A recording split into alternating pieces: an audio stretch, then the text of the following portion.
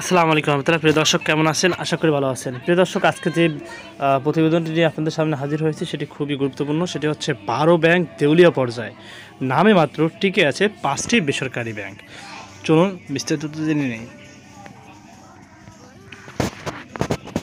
প্রিয় দর্শক, পতিত আওয়ামী লীগ সরকারের সময় ব্যাংক ও আর্থিক খাতে ব্যাপক লুটপাট হয়েছে, যার খেসারত দিতে হচ্ছে সাধারণ গ্রাহকদের। বহু ব্যাংকে জমা রাখা গচ্ছিত অর্থ তুলতে পারছে না সাধারণ গ্রাহকরা। 5টি বেসরকারি ব্যাংক কার্যত নামে মাত্র টিকে আছে। দেউলিয়ার পর্যায়ে আছে 12টি ব্যাংক, অতিমাত্রায় দুর্বল 15টি ব্যাংক। দখল ও লুটপাটের কারণে ব্যাংক খাতে খেলাপি ঋণের মাত্রা আশঙ্কাজনক হারে বাড়ছে। ব্যাংক খাতে খেলাপি ঋণ 5,70,000 কোটি টাকা ছাড়িয়েছে যাওয়ার শঙ্কা আছে। খেলাপি ঋণ বেড়ে আগামীতে মোট ঋণের মধ্যে খেলাপির হার 30 থেকে 40% ছাড়িয়ে যেতে পারে। এতে তারল্য সংকট বাড়বে। রোববার 21 সেপ্টেম্বর ঢাকা বিশ্ববিদ্যালয়ের নব আলী চৌধুরী সিনেট ভবন মিলনায়তন অনুষ্ঠিত ব্যাংক খাত নিয়ে অনুষ্ঠিত এক সেমিনারে বক্তারা এসব শঙ্কার কথা বলেন। তারা জানান, লুটপাটের কারণে ব্যাংক খাতে খেলাপি ঋণ 5,70,000 কোটি টাকা ছাড়িয়ে যাওয়ায় শঙ্কা আছে। খেলাপি ঋণের কারণে ব্যাংক খাতে তারল্য সংকট আরও বেড়ে যাবে। এখন কার্যত 12টি ব্যাংক দেউলিয়া পর্যায়ে চলে গেছে। তারা আমানতকারীদের টাকা দিতে পারছে না। 15টি ব্যাংক অতিমাত্রায় দুর্বল হয়ে পড়েছে, যার 8টিতে অর্ধেকের বেশি লুটপাট হয়েছে। ঢাকা বিশ্ববিদ্যালয়, এশিয়া প্যাসিফিক বিশ্ববিদ্যালয়, ইউপি ও জার্মানির ওটিএইচ এমবার্গ ওয়েডেন যৌথভাবে এই সেমিনারের আয়োজন করেন।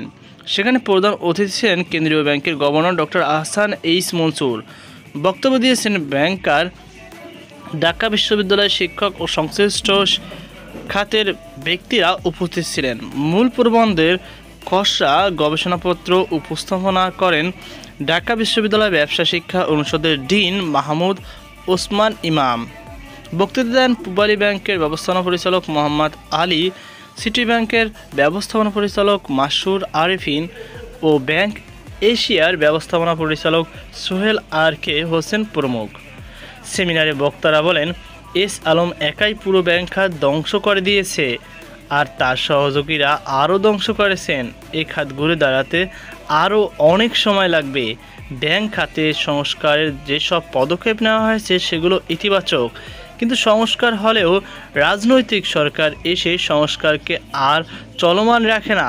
পাশাপাশি যেসব সংস্কার সম্পন্ন হয়েছে সেগুলোর ধারাবাহিকতা বজায় রাখে না।